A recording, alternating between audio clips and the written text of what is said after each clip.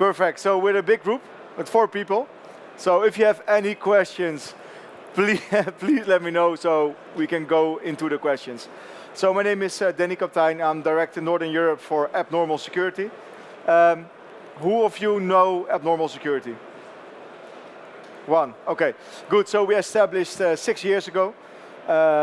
We were quite big in the US. 2 years ago we moved to the UK as well.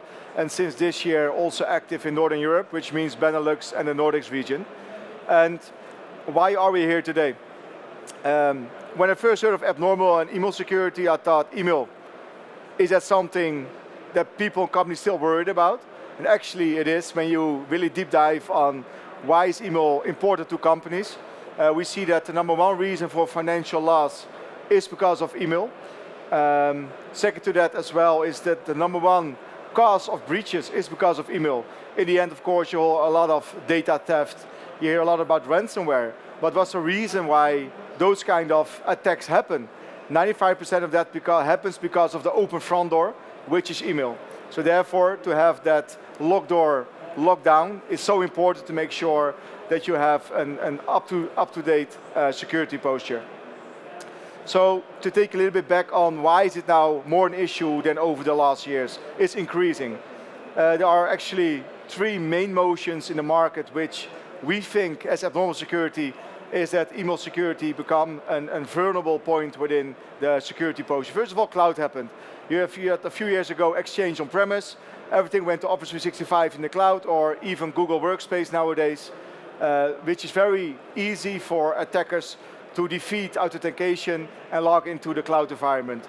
Second to that, you have a lot of secure email gateways which were in place in the early 2000s to make sure that the more aggressive spam could be reduced and to make sure that they have the better security on that as well. And lastly, of course, over the last years is generative AI, ChatGPT, that changed a lot. So even the most petty criminals can create nation-state kind of emails because they utilize ChatGPT to make sure that they can really bypass the security controls for secure email gateways and especially also for Office 365. Email threat landscape, what we have seen and why it's growing. If you look at 2014, the average loss was 100 million. If you look for this year or the year before, was already at 2 billion.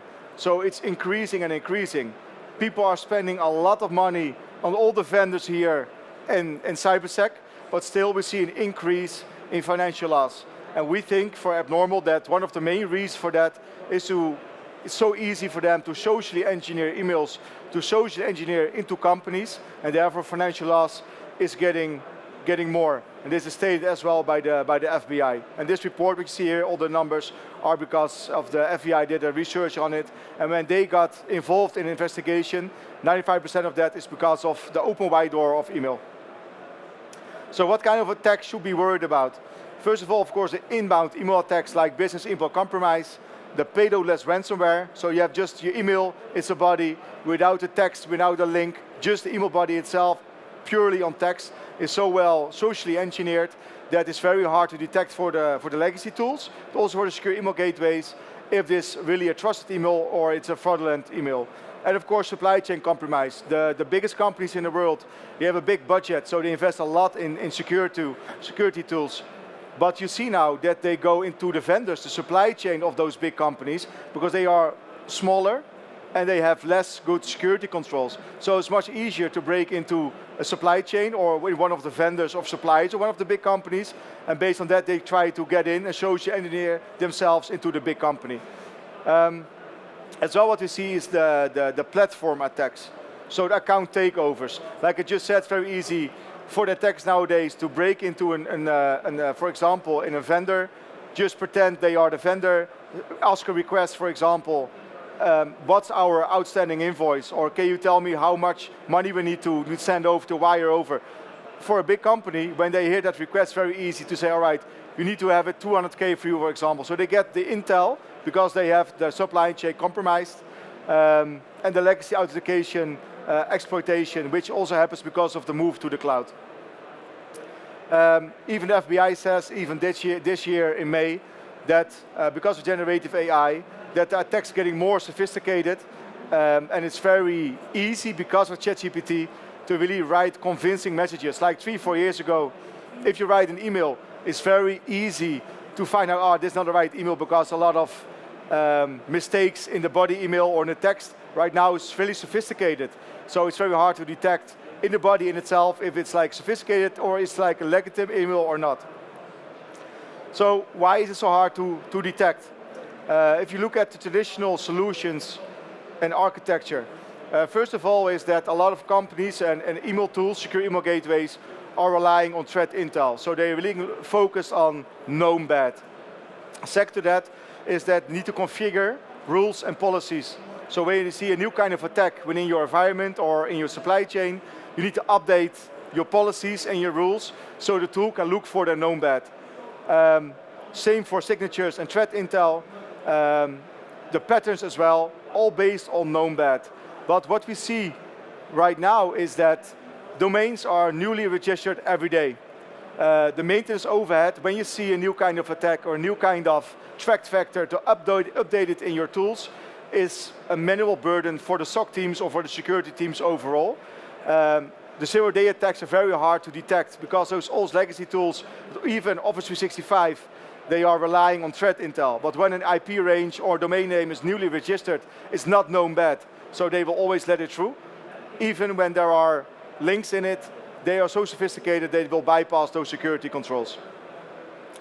So what are the 7 pillars from our perspective, what need to be enhanced to make sure that you have a secure email posture? First of all is the architecture. If you look at the legacy tools, it's an inline solution, which means when the inline solution goes down, your email goes down, which has a big burden on your productivity of the company, but also the risk appetite of the company. We think that you need to have an API-based architecture where you can ingest yourself based on Office 365 or your Google Workspace environment.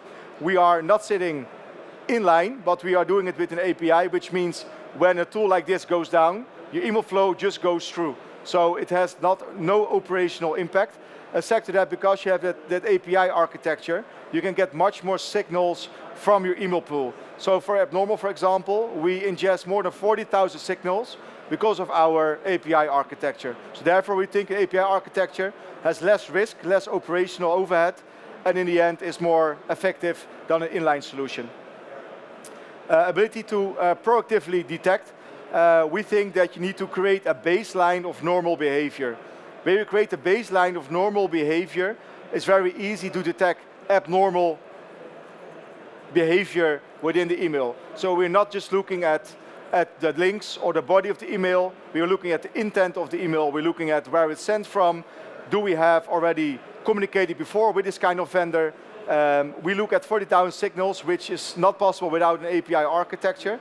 And I think also it's very easy to proactively detect the supply chain risk in that as well. So the risk adaptive approach to detection, like I just said, one of the pillars we use is the intent and the content of an email.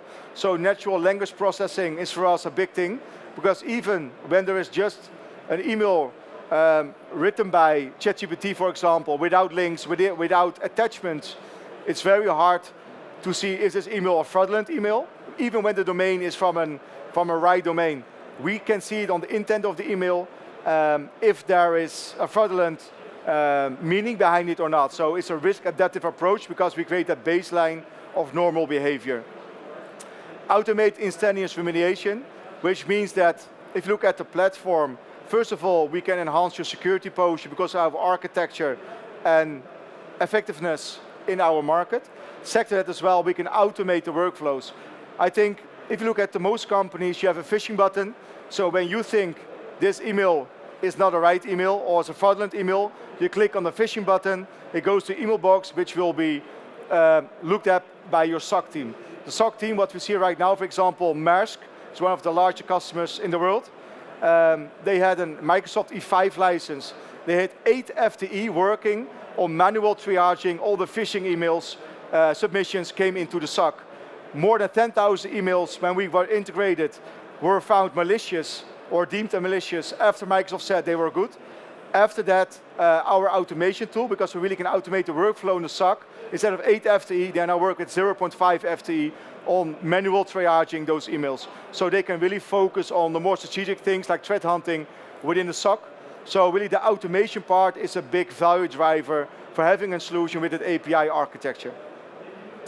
Automatic detection of the account takeovers. What we see a lot is that when an email account is compromised, they just look up like in the sent items on all the replied items, they can ingest themselves in the email thread. So when you get an email from one of your coworkers or one of your vendors, you look at the domain name, it's a legitimate domain name because it's your own colleague for the own same company. So it's very hard to detect when it's like a compromised account or not. But based on what we can see, what changed in the login settings or within the account in itself, we can detect that it's like a compromised account, which you cannot see because they're just communicating on the same way like you think it's a vendor or a colleague. So that I would say, sophisticated approach we can see, you can really detect the account takeovers. Productivity as well. So one of the core platform pillars we have is that we can also detect and really separate gray mail from the normal email. So if you are like an executive, like after today, probably an executive will get like 40, 50 emails from vendors. We can also detect that on normal behavior. Is this person typically communicating with such vendors or not? Of course, it's a learning process, but after 2 months, we are fully learned on that and we can really make sure that the productivity of the end user goes up. And number 7, as the last, the cloud email platform for unauthorized access, with what we can see as well, if setting has changed or when other things have changed within the platform in itself, we can detect it. So those are the 7 pillars we think you should enhance to make sure that your security posture is at the right level. The modern solution we have already spoke about abnormal. So in our platform, because we leverage our ML, our AI, there is no rules or policies you need to ingest. When we find malicious activities, our AI learns it from itself and it will learn for the whole company. So when you have a company with, for example, 20,000 employees, we don't do it on company level, but we really learn it on individual level. So one person in for example, procurement office is communicating to other kind of supply chain people or to other colleagues than someone in the finance team. So we can create a baseline for every individual on the different departments in the company, which make our efficacy very strong. We learn instantly, so when we ingest, and that's maybe the good thing for companies, for example, Maersk, to come back to that example. When you have inline solution, it can take hours to days to really implement it. With abnormal, it's a 3-click approach. Within 60 seconds, it's integrated and it will learn instantly. So after 7 days, we can already provide you with the outcomes of what we have learned in your environment by creating that baseline of normal behavior. Any questions on this so far? Because I'm going fast, but any questions on this? No? Good. So how do we do that then? So why is your AI then better than the rest and more effective than other vendors saying? We have 3 core pillars. That's identity, behavioral insights because of our ML and AI, and the content analysis of an email. So the intent of email, also the content of email. So when we look at an email, we ingest 40,000 signals. So we're not just looking at a link or an attachment or the intent of an email, but we are really getting all the signals together, and based on that, we make a verdict. Is this a good email or not a bad email? One of the questions I got a lot from customers is like, all right, so when we rely on your AI, what's your false positive rate? Our false positive rate after 1 month of learning is 1 email, 1 false positive in 1.9 million emails. So that's quite strong, which also frees up a lot of SOC overhead in the teams. We all know SOC people are very hard to find, so the automation part is a very strong value driver for our customers. Right now we have 17% from the Global 500 as a customer. Most of them we are ingested after Office 365 or the Google Workspace, but we can really fine-tune that last percentage which comes through with the most sophisticated attacks. And that's it. Any questions? Because we have still 50 minutes left. Any questions on what I just said?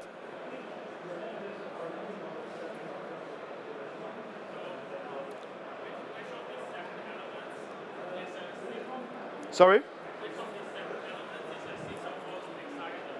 One more time, sorry? Of these 7 elements that you mentioned, what is your customer most excited about and why? Yeah, so I think two things. The deployment, because it takes 60 seconds. So we all know from other companies, if you want to create a project for something to implement, it can take days, sometimes months, in order to make sure that you are implementing the right way. For us, it's really 3-click, because we ingest with the API from Microsoft or Google. So it's within 60 seconds implemented, and on the background it's working. And second, I think, is the false positive rates. Our efficacy in the market is very strong. Therefore, they already see after 1 week that we can automate more than they've ever done before. So I think the architecture with API, the sector that I think the way how our detection works. Thank you.